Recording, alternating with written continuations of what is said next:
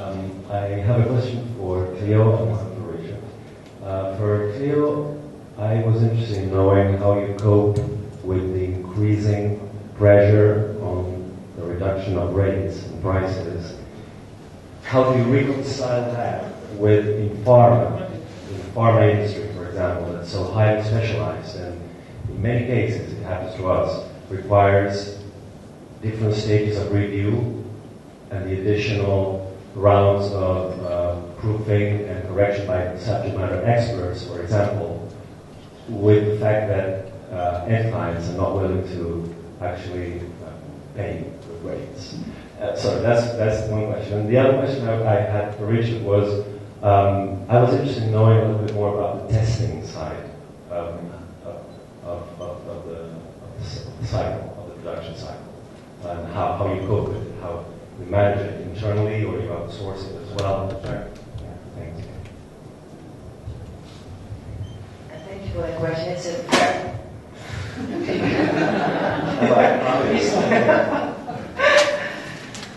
okay, well, it's a very good question because you're confronted with that challenge on a daily basis, and I really have an example as well.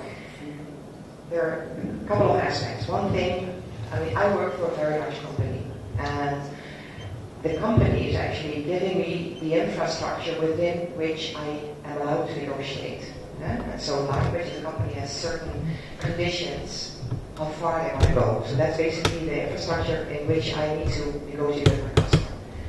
Indeed, the request to lower rates is an ongoing issue, and that's very hard. What I feel is we as a company have lost customers over it because you can do as much negotiating as possible, but you also have a point where you say, well, this is it and not more. So you can work on the rate side, but then on the other hand, okay, you can, and what's probably more wiser, to go and review your processes again and look at your proofing stages.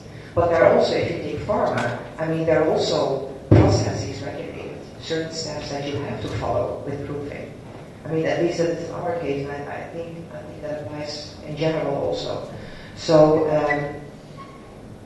personally, I don't believe that you have that much room to say, you know what, we're going to skip one proofing step, or we're going to do this step otherwise, or we're going to merge these steps. You can negotiate with your back office and with your freelancers, but it's a very hard cookie, unless you're willing to do some sacrifices yourself. On your P&L, on your gross margin, say, well, I don't necessarily have to get this. It's always better, let's say, to get, I'm just, hypothetically naming numbers. It's better to get 20% of 2 million than 30% of nothing. So that would be my philosophy. Just before I answer your question, I just wanted to have a note about this. You could negotiate with your client in terms of currency exchanges, if that's the main factor that's pushing this reduction in rates, because ultimately company in life sciences is going to be focused on quality, and if you not to disclose anything that may show my cards, but basically if you said translators are going to be reluctant to work with you over time, maybe not in the short term, but over the long term, if they can't be paid an acceptable rate, well, then there's real negotiations, because we make an investment as medical device companies. We're investing in our vendors.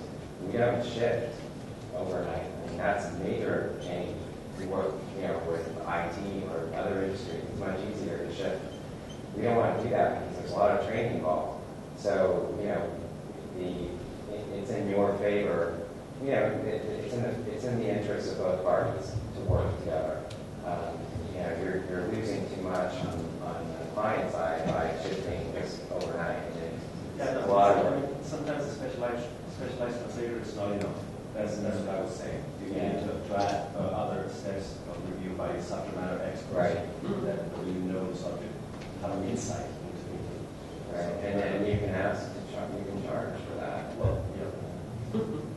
Well, we want to make a quick comment. We want to make a quick comment on testing.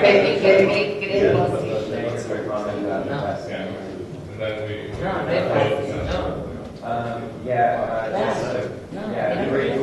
Please. Sorry. Okay. Yeah, so briefly explain what we do for testing. So functional testing, it's very similar to what you might find in a software company.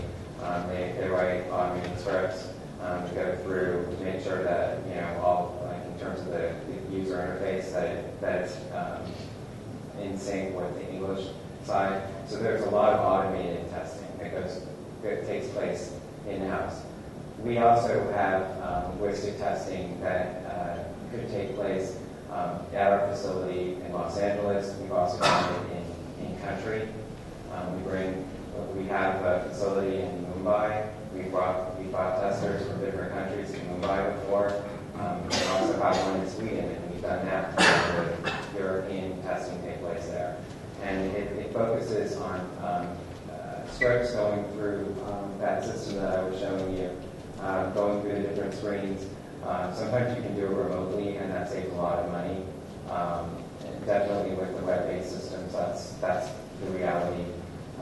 But the part that we're focusing on now is technology that involves telephone lines and how do you test,